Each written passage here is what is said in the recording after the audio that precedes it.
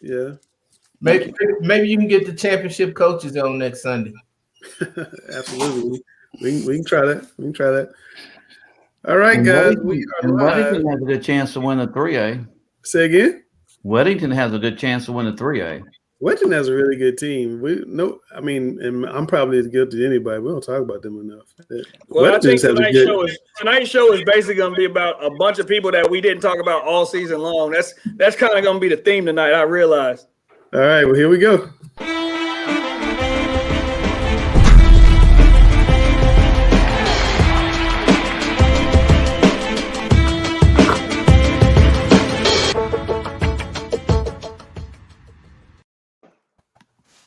So Randall has already started with the U.S. Caucus. He's already started. I know there's one team you got to give a mea culpa to. We're gonna wait on that for a while. One team. There's definitely somebody looking for me tonight.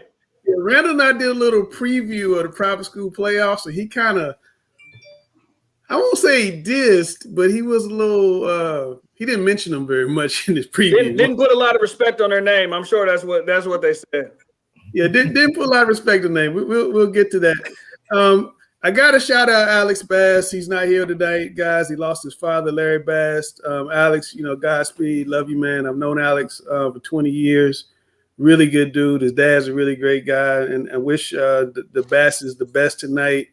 He's been sick for a while. I was very sad to hear that he passed. So, Alex, if you're watching, if you're here, you see it on replay, man. I just want to let you know that everybody, as we said in our little group text message, Godspeed to you. All right. Rick and Randall are going to give out their Player of the Year awards. Without giving it away, how difficult was it for you to pick Randall? It was really hard. I think we had some great candidates this year, and I know, it ended up being a 3-horse race for me when it came down to who should win it. Rick, what about you? How tough was it for you? Extremely difficult when you have, basically 5 guys that are being recruited or committed to ACC level schools. So it's very difficult, and most of them are leading their team to the, still in the state championship run. Yeah. And Gary, you were talking about it's weird not having to do any practice plans. What's life like for you right now? Sitting around getting caught up on Netflix and Amazon Plus and spending time with my wife, who says I'm always going somewhere. And so I sat down and watched TV with her all day today. It's strange. Yeah. I really kind of wanted to sneak over to Hickory Ridge to the football coaches meeting, but I was like, nah, I'm gonna stay away. I bet you're glad you're going to Hickory Ridge on Friday night with all that rain. Oh yeah, I watched it on the NFHS network. I had the Mallard Creek Vance game going. Yeah. I think I got into a third game. That NFH network is going to cost high school some money next year. Yeah, I tell you what, man. The one good thing, Coach Group, has come out of coronavirus is streaming. I have like multiple games on at the same time. It's probably gonna make me lazy. I won't go out as much as I used to go out, but it's really cool. You guys had a really close call in the playoffs. Tell us about that game and what your plans are right now. Oh man, my plans are a little more in depth than Coach up there at watching. I got to do a bunch of honeydew lists that I got to light up today, and I was hoping to put it off for a little bit longer, but we didn't have a good start. We couldn't shoot the ball very well. We had a great run though. South Meck guarded us well, but 3 games we lost. My point guard got in foul trouble in the first quarter, and he followed suit and got a second at the end of the first quarter, put him in on offense, and got a couple of charges. And so and we fought back, and it was a they got a nice little lead on us, 10, 11 points about second half, fourth quarter, and then we gained a nice little comeback, but just kind of a little too late. We had a couple good starts in the first quarters of the last couple of games at home, and then just couldn't sustain that. And South, credit to South, they're big. They were kind of a matchup problem with us. Play the same way we do, but they also have 6'8", 6'9" inside. And then I was going to Carolina mention football kid. Yeah, we haven't talked about Joseph Ferrant. I hope I'm saying his name right. South Mecklenburg. Joseph Ferrante. Ferrante, 6'9", he averaged 17 and 10 per game. He had 20 points, 14 rebounds, 5 blocks, 4 assists against Independence. What did you see with him, Coach, that impressed you? He's, a little bit like what we had last year. He'd have been real good on our team because we like to feature guys with back to the basket, but he can also step out and shoot it. He had a couple threes. I think he had 3 threes against us. And they were big. He shot a few of them, but they were big because we couldn't score at the time. So, everything was exacerbated because of the fact that we weren't making shots and our offense just was a little stagnant, and their defense had a little something to do with that. They did a good job on Graham. Trent Lose did, but the other kid there is, they've got a nice. They remind me of us, except they're of last year.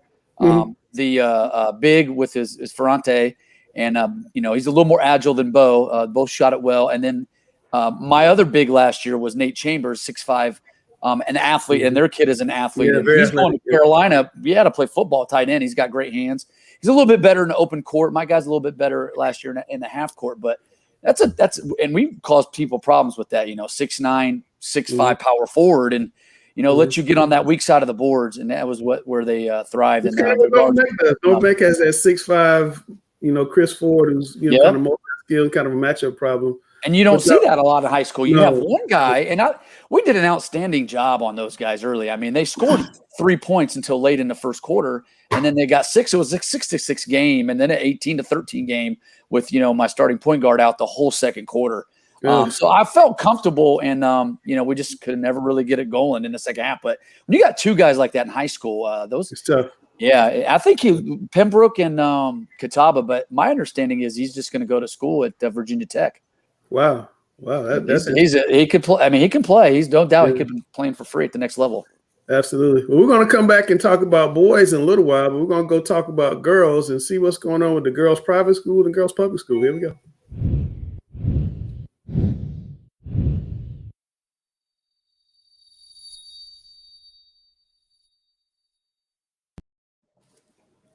Randall Clark, were you surprised at all by the results of the private school state championship games? Victory Christian won in 1A, Buckets, Davidson Day, Mallory Haynes won in 2A, up in Burlington avenged a earlier loss with a blowout win. Concord Academy won in 3A, Canna School in 4A. Any surprises? No. I mean, for the most part, everybody had already been here before. We talked about it last week. I mean, Davidson Day's third year coming, Concord Academy, I believe. They've been 3 in a row, and I got to shout out Reagan Dickens, 6'1" senior forward. She had 12 points, career high, 19 rebounds, 5 blocks, 2 steals in a 58-57 overtime win over Asheville Christian. She also had 9 points, 12 rebounds, 4 blocks in the semifinals. We hadn't talked about her, but they had lost in the previous 2 state finals and got it done this time. Yeah, and I mean, so I wasn't surprised at the first 3 classifications because they've all been there before, and we talked about that matchup, and they found a way to get it done. Not the greatest shooting nights for Reagan Richardson, but the best part about games like that is find ways to win. I always tell my kids it's always better to win ugly than it is to lose pretty, and found a way to get it done yesterday in the championship. You said that Reagan Richardson would not be denied, and I watched that game on streaming, and she would not be denied. Every time her team needed something, she went and blocked a shot. She went and got a rebound. I mean, she was just amazing. I mean, it's one of the better individual teams I've seen, maybe since I was thinking about when Myers Park got to the finals, and they had those 2 girls have those big games, and it kind of reminded me of one of those type of games. And don't get me wrong, I don't want anybody twisting my words. I'm not saying Reagan had a bad game at all. She didn't shoot the ball particularly well like she normally does, but boy, oh boy, she helped her team and did other things like you were talking about. She rebounded the ball well. She had some block shots. And I don't know, but in the third they made the run, she made 3 or 4 threes. I was like, dang. That's what I said. I said, and timely buckets. That was the last thing I said. Was when they needed one, she found a way to get it done. She's just a special talent. Christy, let's talk about the public schools. We got a really big matchup on Tuesday in the 4A West. Unbeaten Providence against Vance. You saw Vance head up. Tell us a little bit about this game. Well, I know both teams very well. We played them both this year. Providence, led by Nyla McGill. I mean, she's a great player. She does a little bit of everything for her team. She's the gas that gets the team going. 5'7" guard, averaged 19 points, 9 rebounds a game. They only have one other player averaging double figures in freshman Delaney Hill, who's averaging 11. Nala makes the play. She's the go-to person, but she just definitely makes her team tick. And whenever you're looking at Vance, we showed up to play Vance on Tuesday night and stuck with them for a quarter, and then it was over after that.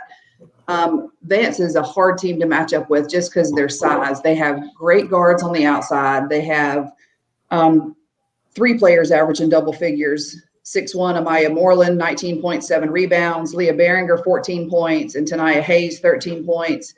And then you add in Trinity Moreland, the taller of the sisters, 6'2". Between the two sisters, they're averaging 27 points and 15 rebounds together. And there's just such a great presence in the paint. I mean, you try to box them out. They're so strong. They're like brick walls. You can't box them out. You can't move them. They pretty much they were pretty much the hardest thing about the game was the 2 big girls. The guards shot the ball extremely well. They were very patient. But, you know, when you try to double up down low, then they'll come out and shoot a 3. You try to guard the 3 and they'll get it inside. So yeah, we were talking in pre-show, and Gary was kind of mentioning that. What are the difficulties when you try to double down the big girls and then you get burned on the outside? Exactly. And they probably shot, 80% from the 3 on us. I mean, they didn't shoot a lot of 3s, but the ones that they shot went in. So Gary, what do you do to defend a team like that? What do you do if you're Providence on Tuesday night? You got to speed them up. You got to speed them up. You can't let them play at their pace. If they play at their pace, you have absolutely no chance. They're 100%. And I think we talked about Reagan Richardson not being denied. This Providence team was down 17 points in the second half last night. And she led them back. She, and the 2 kids that, Christy mentioned, Delaney Hill had 12 points in the second half in that game. Nyla, led the way. But this is a tall task. And I think Gary is absolutely right. Like, you have to speed this team up. It's the only way. If they get comfortable and you allow them to do what they want to do with 2 Moreland sisters inside, they're just going to dominate. Yeah, we got another big matchup on the eastern side of the bracket, unbeaten Gardner and Ashley. Coach, any idea either one of those teams can give the Charlotte teams problems? I definitely think out of those two teams, just during my research, Garner is led by 5'7" point guard Journey Kaiku. I'm not sure if I said that right, with 25 points a game. But really what's looking good is Ashley. Everybody knows Sanaya Rivers. This is almost a household name now. McDonald's All-American, 6'1", who's averaging 37 points, 11 rebounds, and 5 steals. Definitely think that's going to be tough. The difference in the size in her game and Vance is pretty much that she's not a post. I mean, she's not going to go down there and post you up and get those 37 points. She's doing a little bit of everything. So if I were a betting person, I would say the state championship on Saturday is going to be between Vance and Ashley.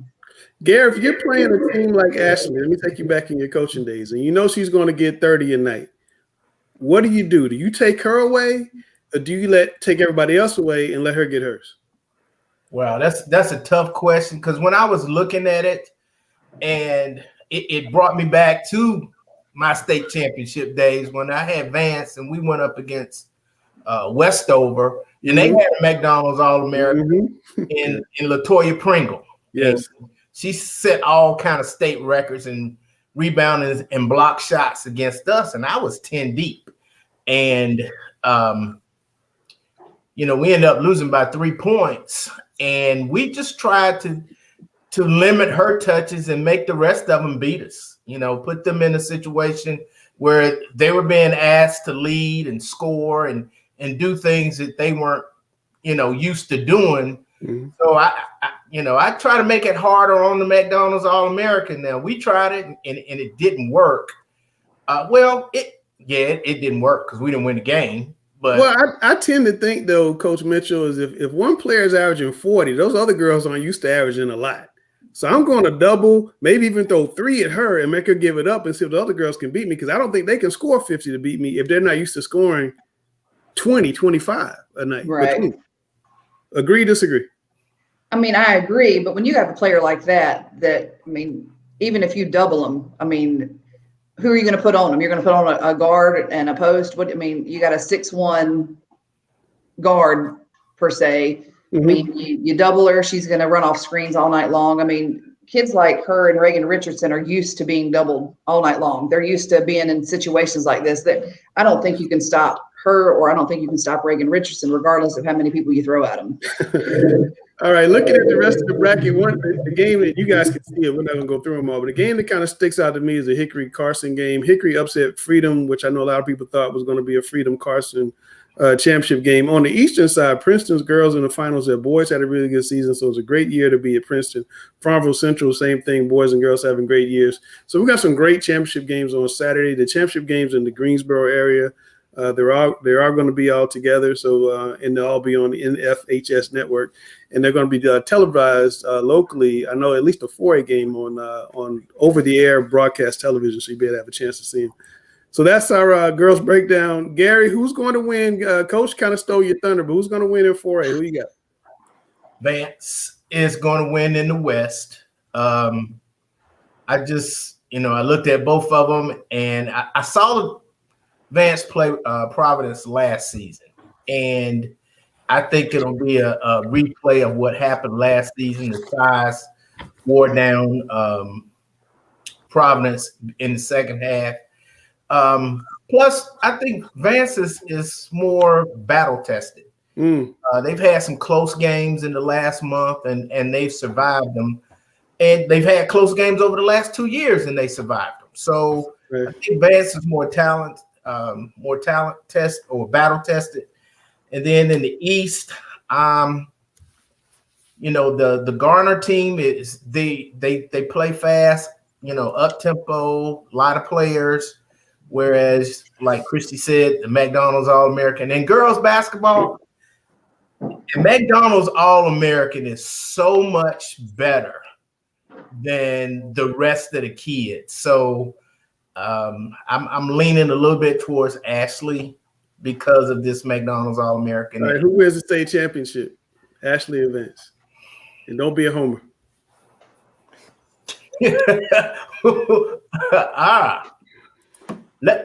Can you come back to me on that one? Because don't let him knock you out. Who's going to win? Don't let him do that to you. You know, you're a coach. You know who's going to win this game. You know where games like this are won. Vance. Thank you. Don't let him. Vance. Don't let him mess with you like that. All right. I agree with Vance, but I'm also going to say that I think it's going to be a close game. I think it's going to be, 2-3 possession game. Wow. All right. Well, one's got to go in the state finals and one's got to go right now in this show. And Gary, we got to put you in the back right now. We'll come back and we're going to go to one's got to go.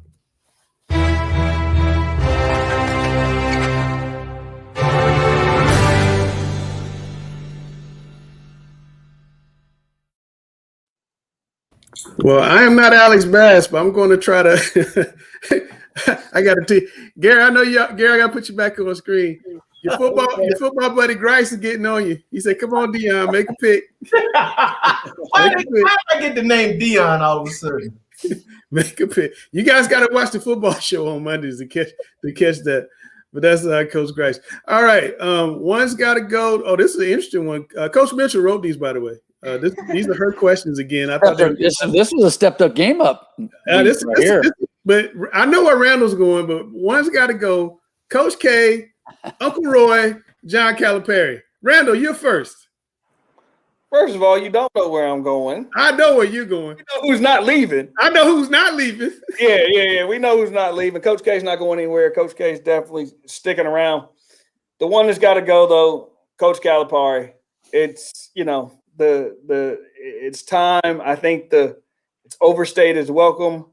I don't think that it's the same Kentucky kids going that the Anthony Davis, the Devin Bookers. Like, it's worn off on a lot of people.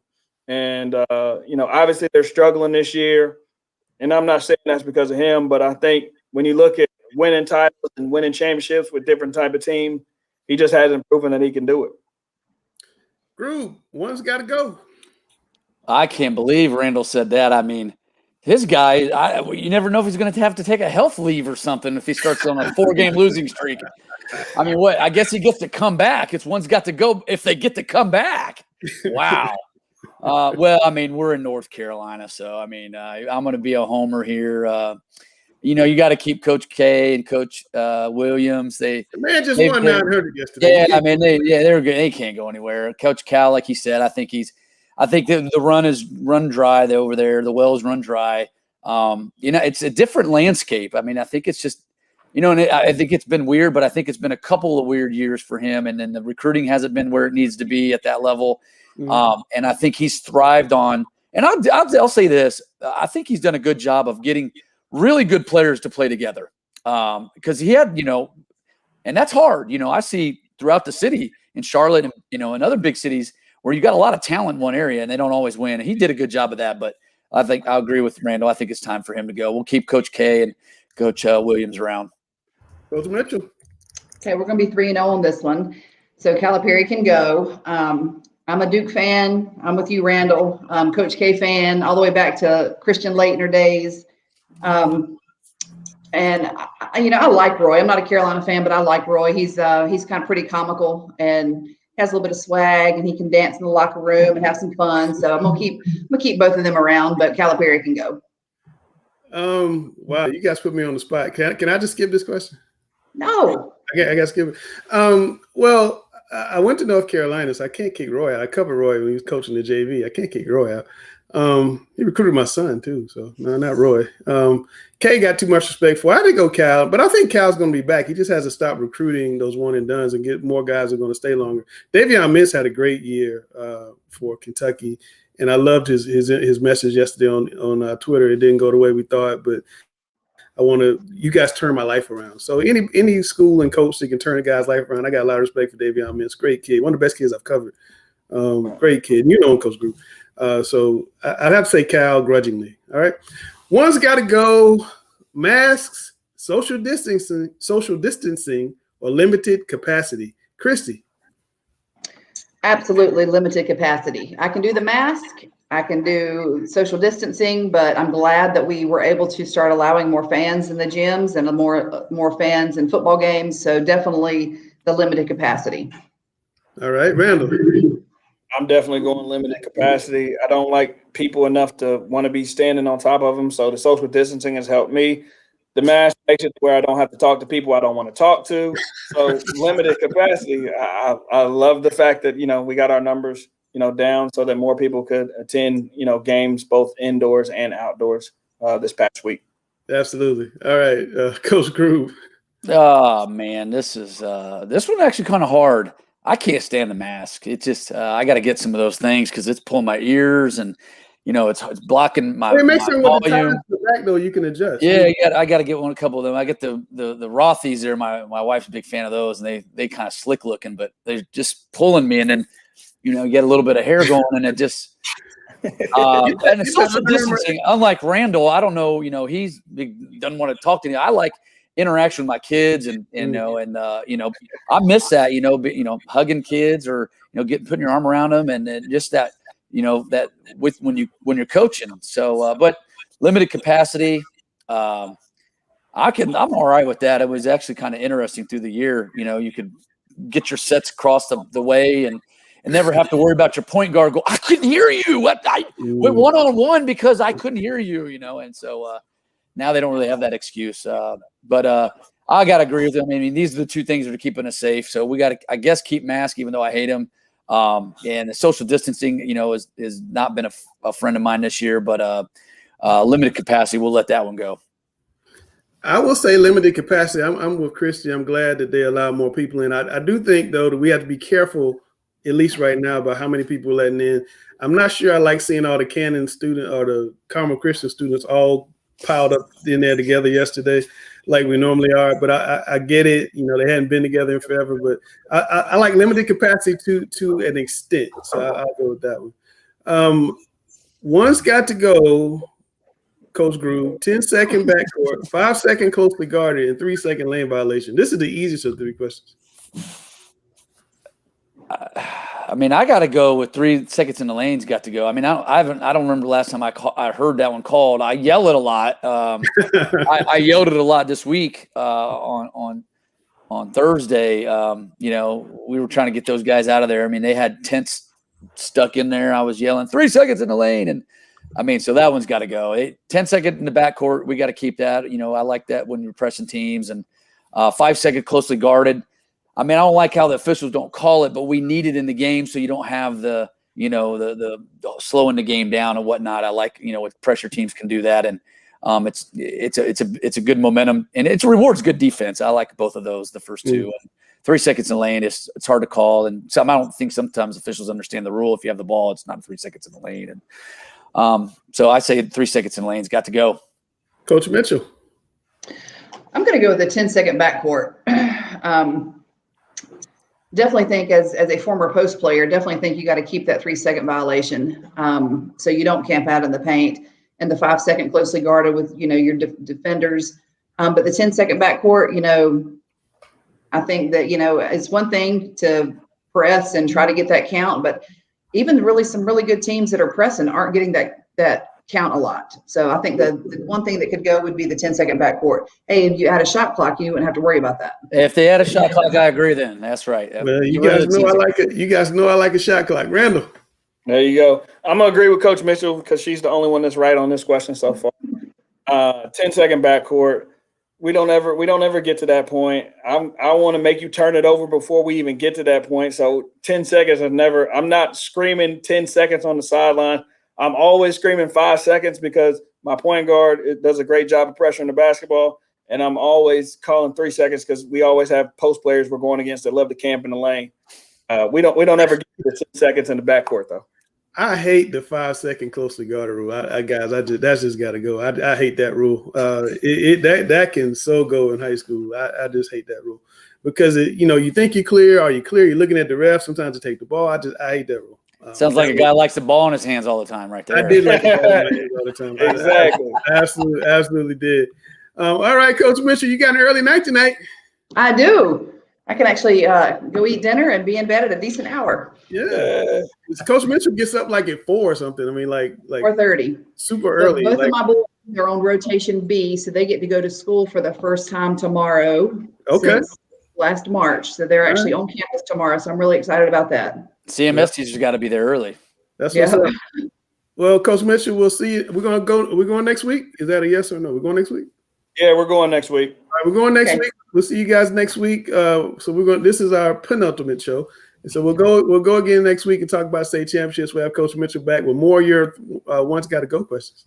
Hey, and everybody out there in Twitter world or wherever you're watching this, make sure that y'all tweet Randall a happy birthday. That's right. Happy birthday, RC. Thank you, Coach Mitchell. See you, Coach. Y'all have a good week. All right. Hey, Coach. See ya. It's Coach Christy Mitchell. Is one of the best in the state right there, guys. We're lucky to have her. All right, let's I don't have my Boys Insiders theme music, I don't think. So we're just gonna go right to the Boys Insiders. Let's talk about the state. Oh, what is that? Let's talk about the boys state champions. Let's go to the guru. Mr. Lewis, any surprises here with the boys state champions? 1A, I think Victory was the best team there. They played a very competitive schedule throughout the year, and they had the length, the athleticism, and the overall skill work. I think they was the head-on favorite to win the 1A. The 2A, definitely Burlington School was the favorite to win the 2A. The 3A was a surprise. I really thought Concord Academy would be the team to beat in the 3A. 4A, I always thought it was come down to Carmel and Cannon. That was a tough one. After seeing Cannon, especially with the addition of Christian Reeds, he's in there. He's healthy at 7'1". After watching him play this weekend, I think he may be 7'3" right now. He's tall. He's 7'1" and still growing. And the thing about it is, in all honesty, if Coach Che Roth would have had Christian at the beginning of the season and been in the form that he was now, they may have been undefeated. He is a difference maker. He was absolutely terrific yesterday. By my count, he had 12 points. He also had 15 rebounds. But he just changed the complexion of the game because all the guys who were going into the rim had to change their shot because he did a very good job just using his length and his wingspan to really alter a lot of shots. Yeah, to that point, Ben Burnham's been so good all year long, you know, getting in the paint, 2-foot jumping, just shooting over dudes. And he was, as you said, he was having difficulty getting past Christian, even though, you know, Christian would slide over and they would he'd end up trying to take a tough shot. So yeah, I mean, you can't teach 7-1. And the guy that really deserves a really shout out for Cannon is 6'7" Elijah Ormiston. Yes. The game plan there was offensively when Carmel had the ball. Anytime the shot went up, you don't see this very often, but every shot that went up, Ormiston had one responsibility, and that was to box out Ben Burnham because Ben Burnham is so good at crashing the boards. Yes. It eliminated him getting those offensive rebounds. And this is probably one of the first games that he wasn't in double-double with points or rebounds. Yeah. Ormiston had 18 points, 12 rebounds, 2 assists, and 2 blocks yesterday. Randall, it's time for your mea culpa because you kind of picked the other team. I did pick the other team, and I know there were a lot of people at Cannon that were upset that I did. And I always admit when I'm wrong, and yesterday I was wrong. I think Elijah Ormiston, like Coach said, was absolutely phenomenal. His 18 points were huge, but I think the way that he helped them in the first half and kept them around was great. You know, they proved how good they really were. As defending state champs and you lose one of your top players, and, you know, it's easy to go win a state championship, easier than it is to come back and defend one. And they came back and they defended one yesterday, and it wasn't close. I mean, this game was up. They were up 20 at one point in this game, and Carmel Christian, you know, kept fighting. But I think Elijah is, you know, one of the kids who recognition. But if you watched that game yesterday, you really saw how locked in and focused he was, and how much he helped that team win. I think, you know, inside with him and Christian yesterday, it just made it extremely tough on Ben Burnham, and they made him work for everything that he got. Yeah. Rick, I got this question earlier today. Is Burlington School the best of those 4 schools? And if we reseeded them as you always wanted to do, and we had a ultimate private school playoff, would they be the favorite? I would say the favorite right now would be Cannon. Like I said, if you would have saw the play of Christian Reed, if they would have had him through the entire season, he's the difference maker. And I think when you look at Cannon's lineup, you got Jarvis Moss, who's going to Stanford. DJ Nix is going to be a mid to high major prospect. And then Christian Reeds, who's 7'1", and he's not finished growing. I mean, I think if he can stay healthy, you're going to hear a lot of good things about him. And then, of course, Elijah Ormiston was just a glue guy yesterday. Yeah. And then you come off the bench and you have Karan Boyd, Deuce Raleigh, and then also they got a freshman that's going to be absolutely fantastic. Austin Schwartz. He reminds me right now, you look at him, he has a little bit of a Jarvis Moss look to him as the way he plays. But the one thing he has, he's fearless on the basketball court. I coached Austin when he was a first grade. He played on my third grade team. He was one of our best players. And his dad is 6'4", 6'5", and his brother's a really good baseball player. So I knew Austin was always really going to be a good player. And I'm happy to see him doing well now. He made some big free throws last night. Carmel was making a run. It was down to 8 or 9. He went to the line like twice, just cold-blooded. Bap, never even thought about it. And he went to the line and acted like it didn't bother him. Well, nothing ever bothers him. Nothing. That's part of the problem. But in a situation like that, it was great. Like that was a perfect situation for him. Yeah, and also I want to mention DJ Nix went 14 for 14 from the free throw line, so that was really huge as well. But the thing about it is when you have a rim protector that's 7'1" who did a great job of just using his wingspan. It will alter a lot of shots, and I think that's the difference. And I think again, repeat it, if they would have had him healthy at the beginning of the season, we would have probably been talking of as far as Cannon being one of the top teams in the state, regardless of affiliation. Speaking of top teams in the state, Coach Grube, you know a little bit about North Mech and Ardrey-Kell. Tell us about the big public school game coming up on Tuesday night. Man, what a great matchup. You got Coach Lewis, who avoided the observer curse, big story, and still got the W's. There you go. Man, you know, I fell for that one a few times. Ardrey-Kell, Coach Kraft, you know, does a great job. They play a little more up tempo this year than they have in the past. I'm going to give the edge, and going comparison's sake, South Mech lost to Ardrey-Kell by a very close margin, and also Harding, and they finished a very close third in there to get that wild card.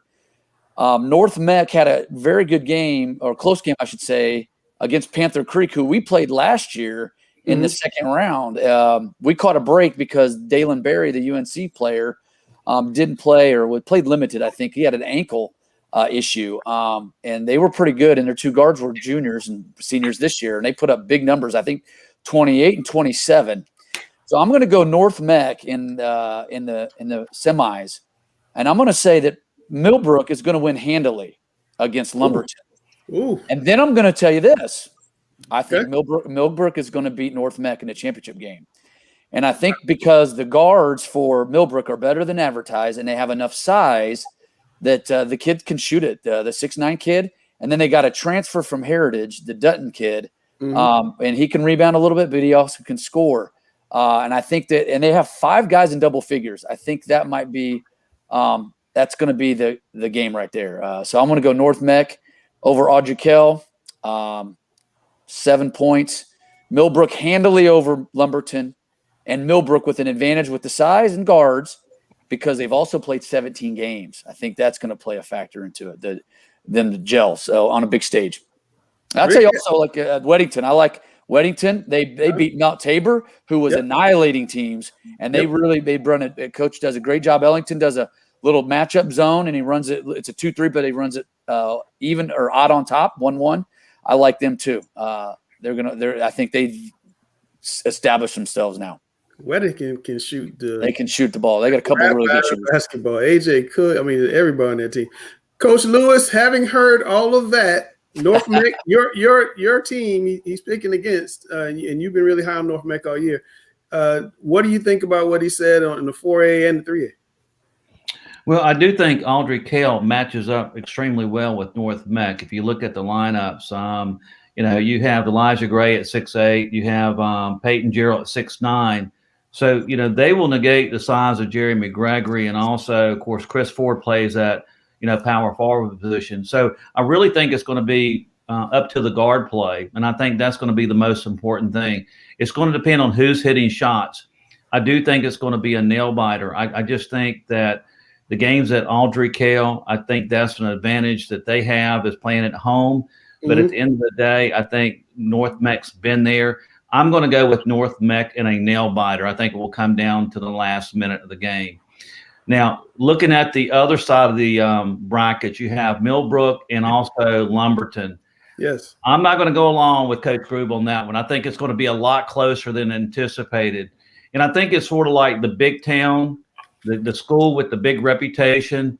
Millbrook is averaging 80 points a game. And like Coach Grube said, they do have 5 guys who are averaging double figures. Yes. You got Eric Vanderheiden going to Louisville. You got the Red Dutton kid going to Purdue, Fort Wayne.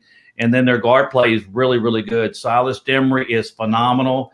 And also the one player that has not gotten a lot of publicity, and shame on us too, is a Chris Daniels kid, the senior. He's been tremendous. Millbrook did catch a break against Apex Friendship. I don't know whether you saw that game, but that might have been one of the worst calls in basketball. Yeah. Apex Friendship was up 2 points, holding the ball, and the guy gets tripped. There's a loose ball, and no one has it, and they call a jump ball. Millbrook has possession. They get it, and they go down and score. And that could have easily been an upset in Apex Friendship. The thing about Lumberton, Lumberton was the co-champions last year. That's right. Mm-hmm. They were 26-5. Yes. They have a lot of young players from last year that play with that proverbial chip on their shoulder. They got 3 or 4 guys that can really go. But I think it's sort of the small town versus the big town. It's one of those games where everybody is penciling in North Mech and Millbrook for the state championship. Mhm. And I think even though it's a championship game in the East, it's still a trap game for Millbrook. I think that game is going to be very, very close. I think Millbrook will come out on top, but it's going to be closer than what everybody anticipates. As far as the state championship game, I'm going to go with North Mech. I think when it's all said and done, I think overall their guard play is really good. I think the thing with Millbrook, they'll have a hard time containing Jeremy Gregory on the interior. And I think that could be the difference maker in the state championship. So I'm going with North Mech in the 4A. I have liked North Mech since the beginning of the year. I think they felt really disrespected last year. And Jeremy Gregory told me, I think it was last week, he said a lot of people would tell him, oh, you guys didn't really win the state. You didn't get the chance. You didn't beat that team. We don't know if you could have beaten that team. And I think they've really kind of taken that personally. And I think they are really focused and ready to win it. I think Jeremy, I'm not saying he's Jason Parker, but I think he's going to have that type of performance from here on out. But the guy, Randall, who I think is going to make the biggest difference for North Mech the next 2 games, Jordan Crawford. Jordan Crawford, I think, is going to be the guy. No, I think absolutely. I've been on this North Mech bandwagon all season long, and I'm definitely not getting off now. Cannon people were at me this week. I'm sure they're going to be coming for Groove, so I'm always happy to hear that. They will be coming for Groove. They will cut this out. Put it all over Facebook and Instagram. Oh yeah. Oh yeah. I mean, I think that at the end of the day, Jeremy Gregory and Chris Ford, have been 2 of the staples. But I agree with you. I think Jordan Crawford. I think Maxwell Coles. I think a lot of these guys who don't get a lot of the recognition, who we don't talk about, are going to be big for them. And I think that Coach Lewis is approaching this like, we still have a bunch of doubters. We haven't done anything yet. Job's not done. And I think the kids are really buying into it and understanding that they still have games to win. And, it's not going to be easy going on the road. Tuesday night, I think Coach Kraft does a phenomenal job. And, like I said, coach, I think, not to interrupt you, but the one coach, and no offense, Coach Groove, but the one coach I think I would hate to play the most in a 1-game situation in the playoffs is Mike Kraft, especially with a couple days to get ready. Yeah, that's exactly what I was going to say. You give them a couple days to get ready.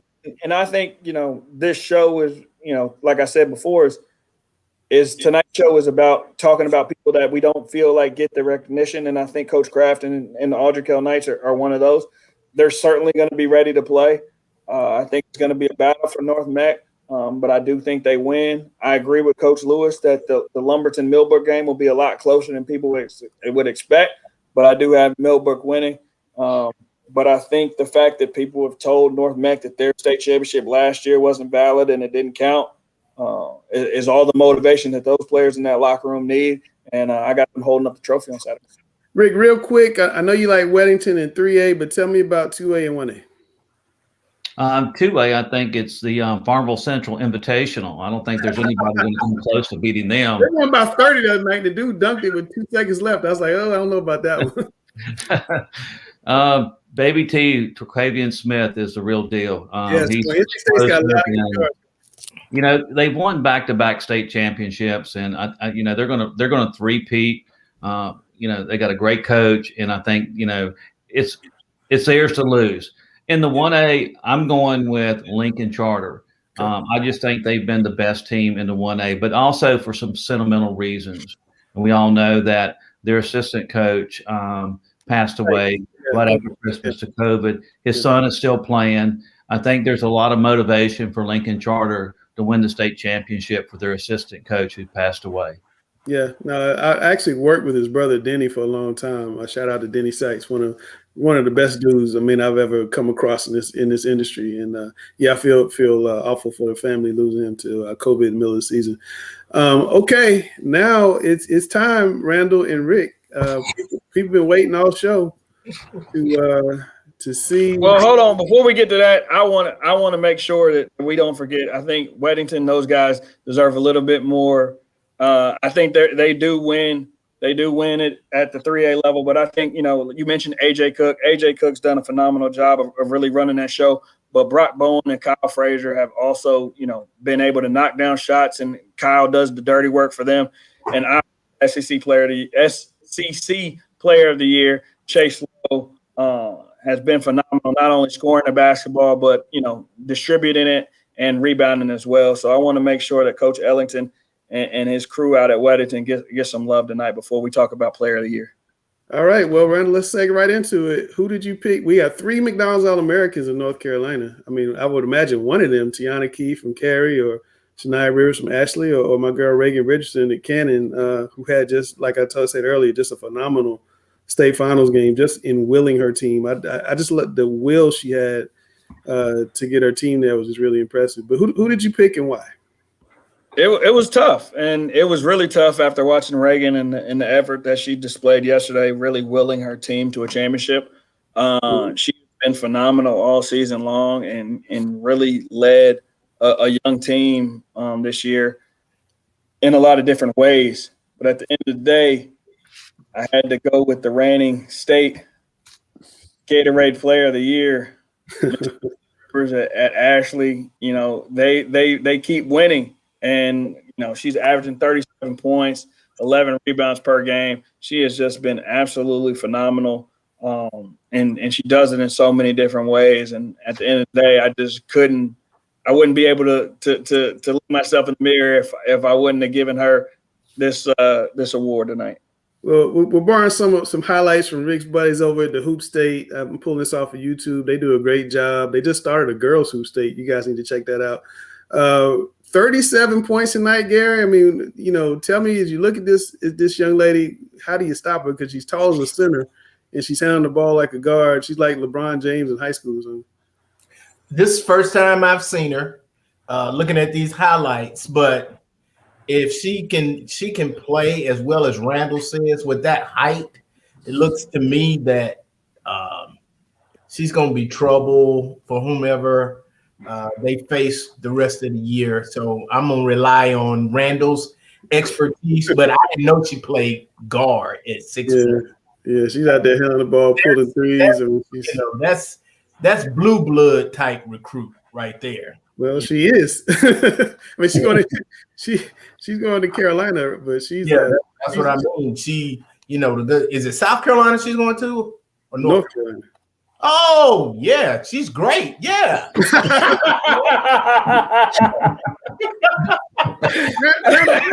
I love it. Tell me I'm not looking at a slightly better version of Stephanie Watts.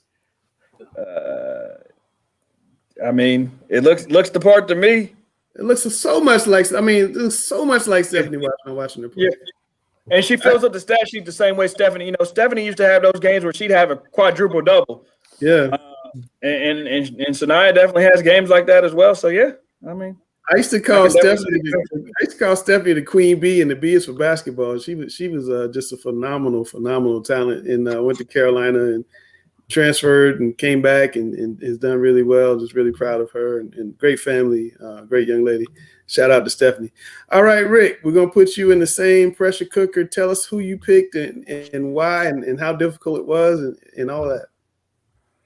Well, the 5 finalists was Breon Pass at Reidsville and Terquavian Smith at Farmville Central, Eric Van Heiden at Millbrook, and we also had Ben Burnham at Carmel. And we also had, the one guy that makes the team go. He's a heart, soul, and engine for Combine, and that's Robert Dillingham. They're 24-3.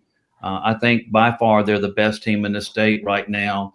They're nationally ranked. They're one of the top 10 teams in the country, and I do think they have an opportunity and should be in the conversation to get an invitation if they have the Geico this year. But the one thing that's impressive about Robert Dillingham, he's averaging 20 points a game on a nationally ranked team, 5 assists a game. But the thing about him that's impressive, he can score, he can create, he can distribute. He's just a complete package.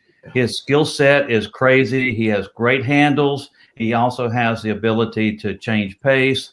And I just think he's the most exciting and entertaining player in the state of North Carolina, regardless of class. And no matter what team he's on, they're going to be successful. Man, to be a sophomore, Gary Richmond, and to be the best player in North Carolina, the Hoop State.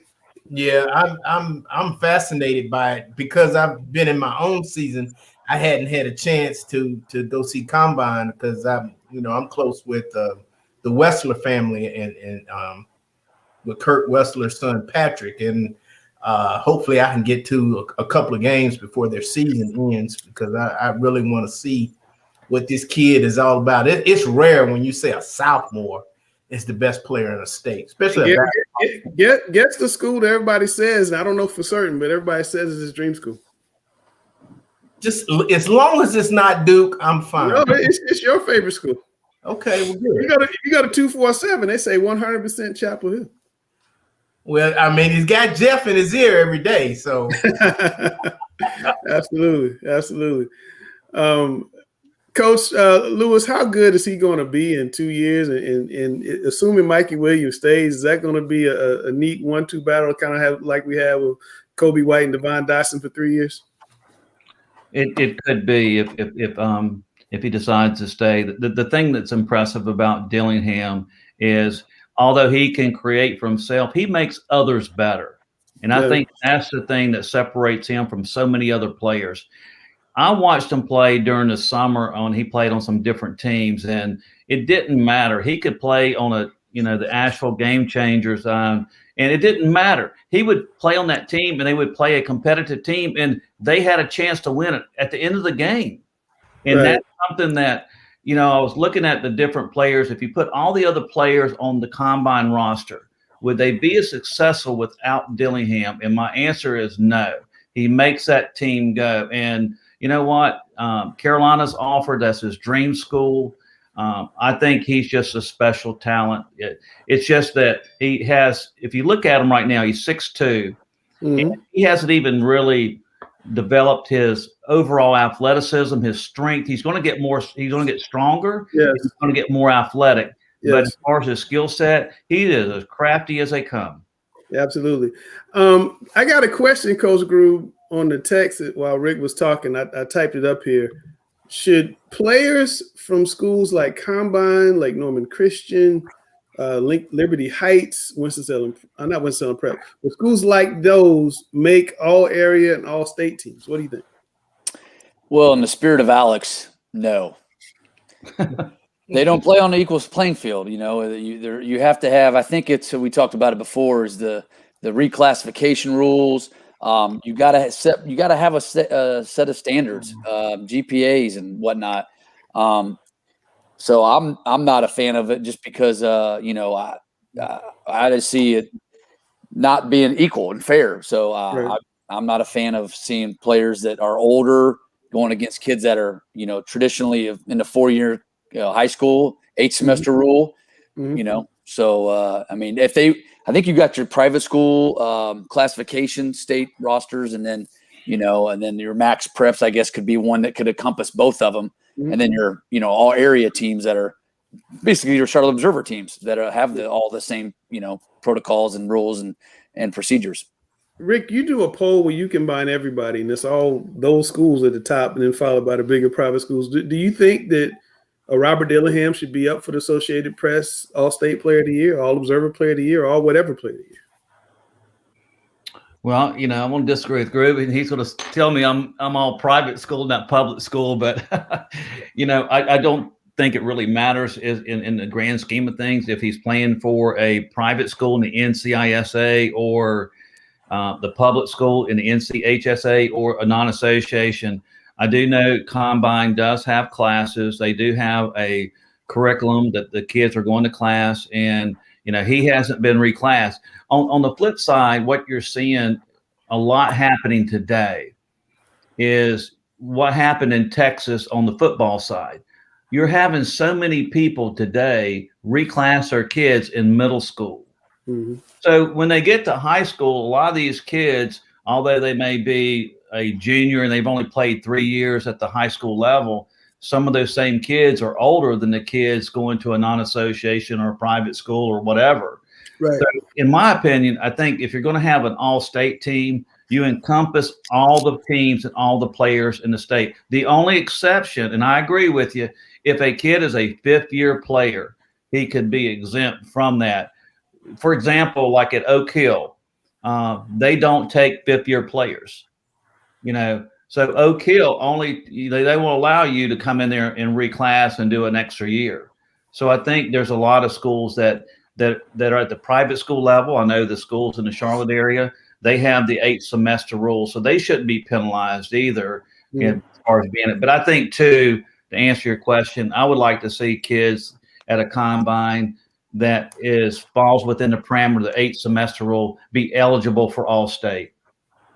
Gary, same question. Should those non-association teams be eligible to make all area? I want to make sure you understand the question. Make all area, all district, all Charlotte Observer, all Associated Press. Should they be on those? Should they be included on those teams? Eligible to be included on those teams? I like the subdivisions. I think for the Observer, yeah, everybody should be included. But for all state, I like to see the subdivisions. I just get mixed messages, about it. I do understand that it's in the kids' best interest a lot of times that parents take them where they can enhance their life skills. Mm-hmm. And we focus on sports, but you'd be surprised how many kids go to various schools for other extracurricular specialties other than athletics. Absolutely. Like get addresses and ROTC and things like that. So, I don't blame parents for trying to get the best environment for their child, but, having taught in public schools and coached in public schools, I guess by habit, I just think that the associations should have separate all-state teams. I guess where I kind of fall on it is a little different. On the Sweet 16, we don't include those teams because those are conglomerate all-star teams that generally, if you put those teams against a regular team, they're probably going to win 9 times out of 10. But if Robert Dillingham was at Hickory High School, which I think is his regular high school, he'd be eligible and he'd make the team. Trey Green, if he was advanced high school, he'd be eligible. He'd probably make the team. So I'm a little different on the all-star teams. I'm not saying they're going to be included on the all-observer team. That's just kind of who I am. I have a boss, obviously, but that's kind of who I am. Randall, same question. Combine, Lake Norman, Liberty Heights, Moravian, etc. Should they make all observer, all area, all state, all district teams? I think you just keep them separate, and you can give them their own specific where you give them their own all area or all state, however you want to do it. But I think, everybody else has a set of rules that they have to abide by, and the rules for those kids are a little bit different. It's not their fault, but that's where they go to school. Mm-hmm. So I would just keep it the way it is. I totally understand with, those teams not being able to be on the all observer and the Sweet 16. So they shouldn't be included in the, Randall, is that Randall agreeing with me? Yes. Randall. I tell you a quick story, Randall.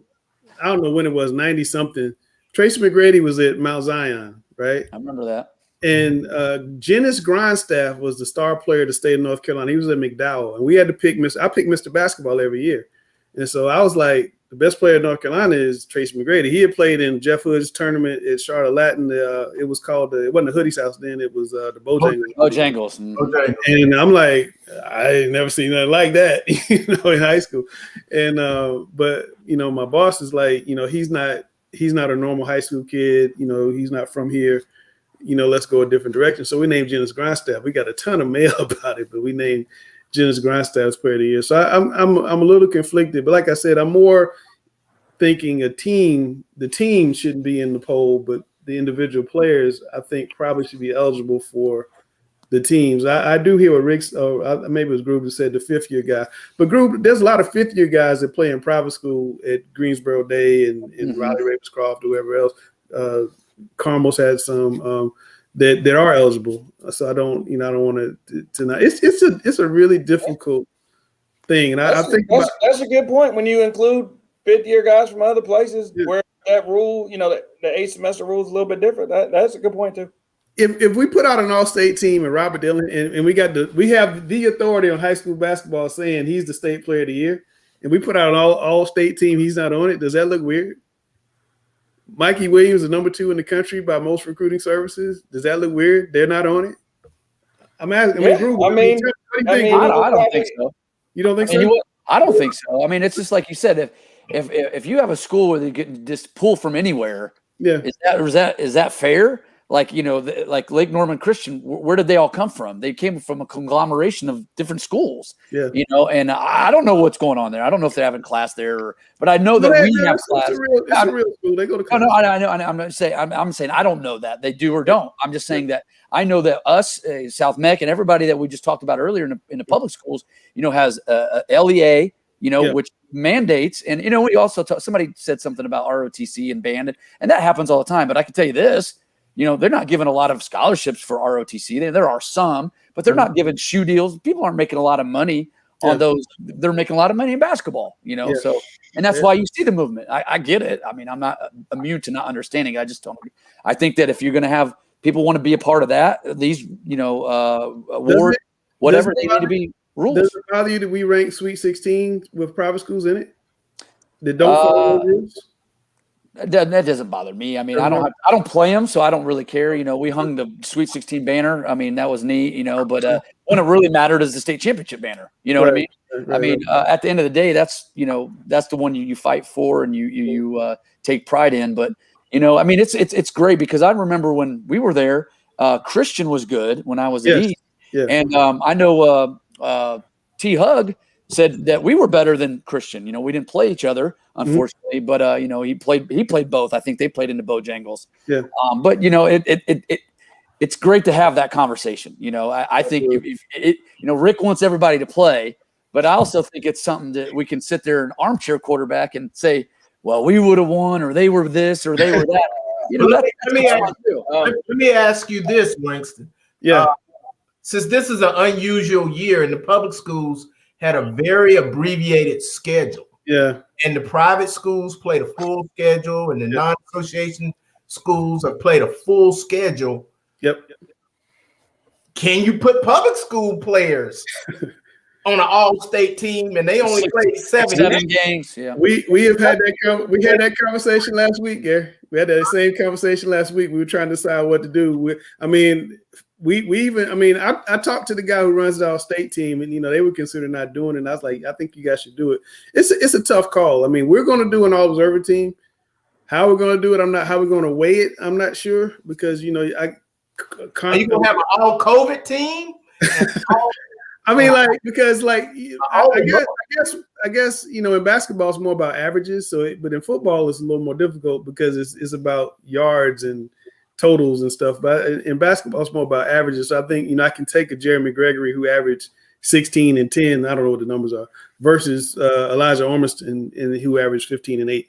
So I think I don't know. I just think we need to do a team. I don't want to take anything away from kids in a year when everything else has been taken away from them. Not to say that they look for the all-observer team, but my biggest question is do we include? And I had the same question this guy asked. Do I include Mikey Williams and Trey Green and Robert Dillingham on the all-observer team? That's something I'm not sure about right now. Rick, I'll give you the final word.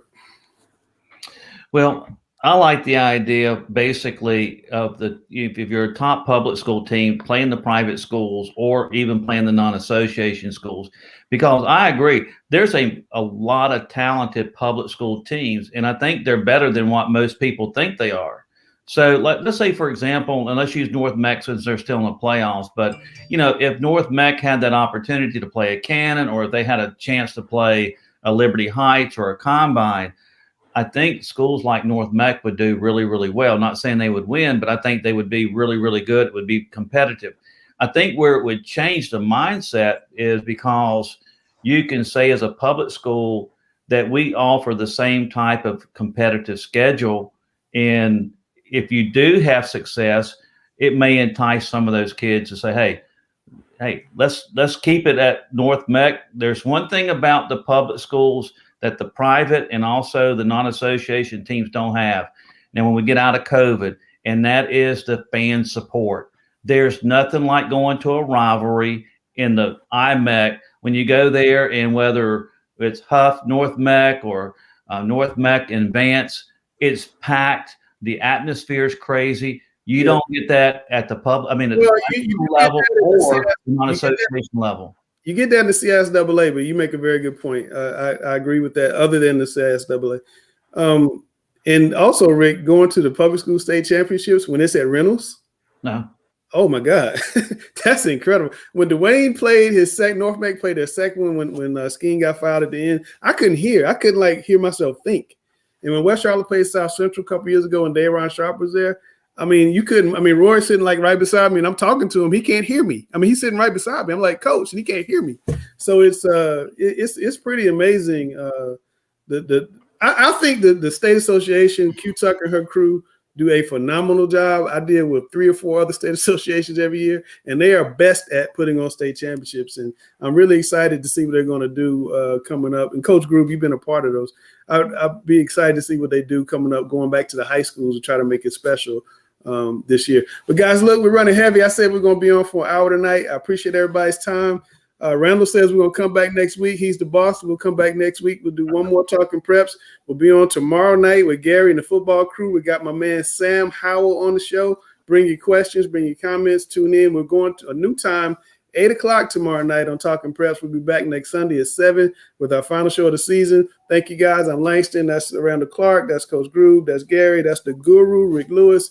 Thank you, Mrs. Lewis, for letting Rick come out on your birthday weekend and be with us. Appreciate it. And we'll catch you next week on Talking Preps. Thanks, guys.